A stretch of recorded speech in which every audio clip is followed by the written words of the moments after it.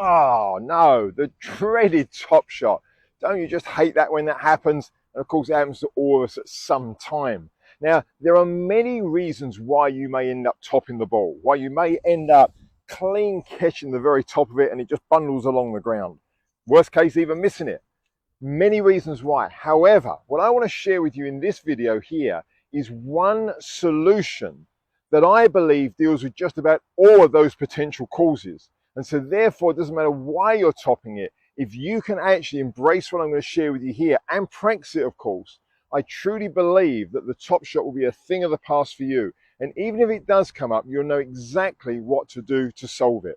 And this particular drill is a beautiful example of how the mind and body work together. And as you know, if you're following intuitive golf, that's what we're all about, is trying to help you get to the truth about how your mind and body works, applying some of those laws so that you can play a much better game of golf, so your performance can improve.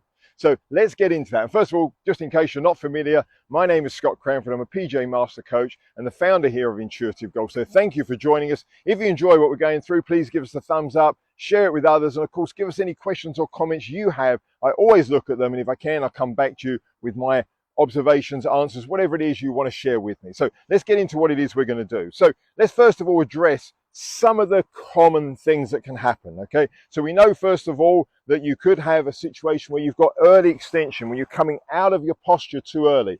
Even if your arms are still long, and even though the club's pointing down, you may still hit the top of the ball. That's one possible thing. Another one could be your weight transfer. If your weight is going backwards as you're hitting the ball here, it means the arc is going to come up and be narrow. Again, you could top the ball there.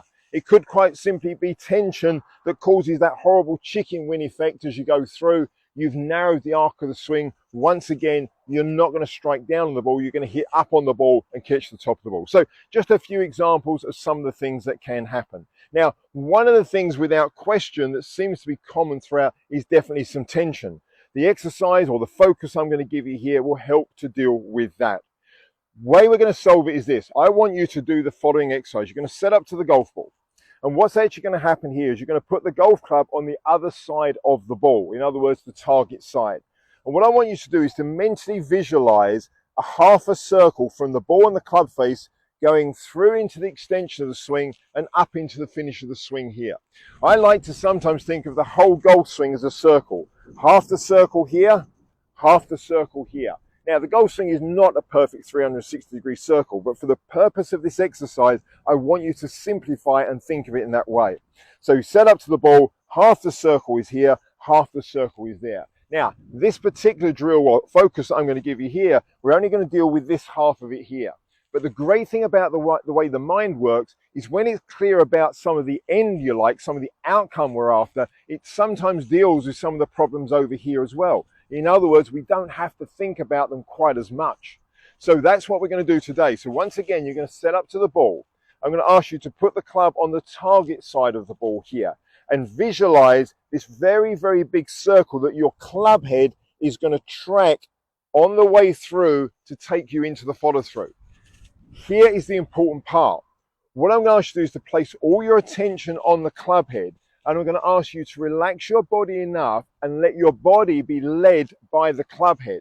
Now, some of you immediately going, but my body leads the club head, not the club head leads my body. That is true. However, sometimes what we have to do is we have to take a principle and use it to our best advantage. You see, in a simple way, all those examples I gave you, I'm going to say to you, they could all come under the category of you're over controlling with your body. You've got tension in your body, you're over controlling it, you're manipulating the club, you're getting your body in awkward positions. I like to sometimes say you're just controlling way too much, okay? So what I'm going to ask you to do is we're going to give up that control. And what we're going to do is we're going to place that control on the club head. We're going to focus on that club head, think about what that's doing, and we're going to let our body respond to the club head. Now that's a key phrase there. And let your body respond. So again, instead of your body controlling and trying to pull the club down and all these different things that create tension, we're going to do the opposite. So once again, you're going to set up, place the ball club on the target side. Let the club head, just let your mind move the club head. Now there's an interesting phase, isn't it? Let your mind move the club head, not your body. Now, of course, again, your body will move, but this is about focus. If you understand anything, I want you to get clear that you're going to, if you can focus well, you're going to get a good result with your body. So from here, put your mind on the club head. Let your mind move that club head on that imaginary circle and let everything inside, in other words, the body, just follow and respond.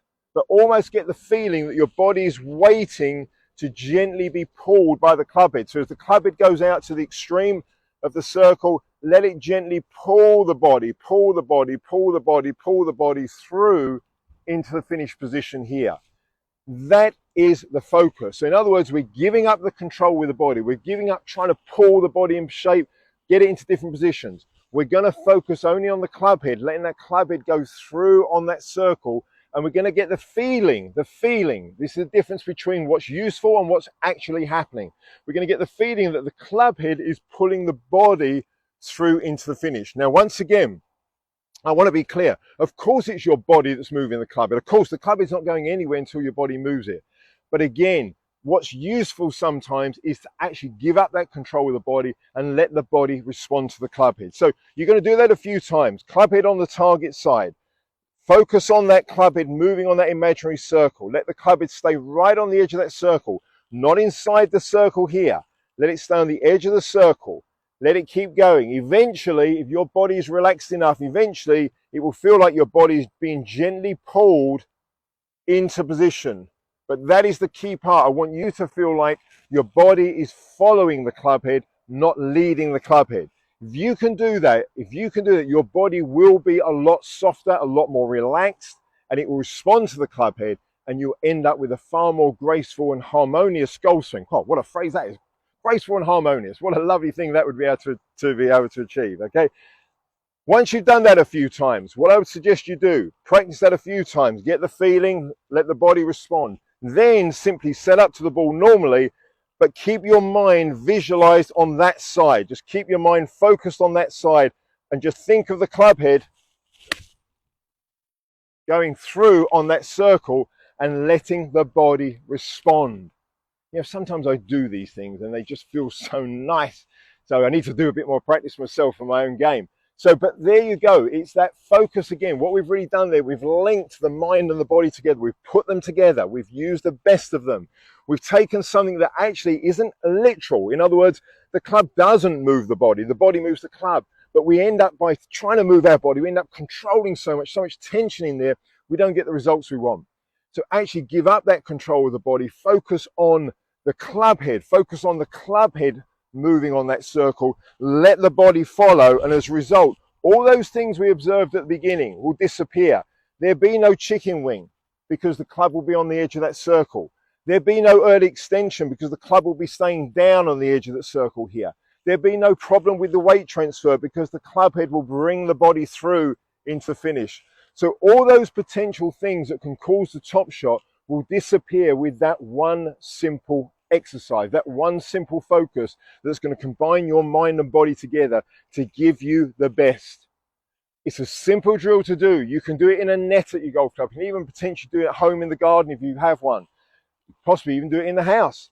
Set up, club head on this side of the ball, the target side. Let it extend through on that circle. Just keep in your mind, it's your mind moving the club on that imaginary circle. Eventually, if you're relaxed enough, it will pull the body through into the finish, and you'll end up in a perfect finish position, but with that club head on the edge of the circle, which means you're going to strike the ball out of the center of the face. No more top shots.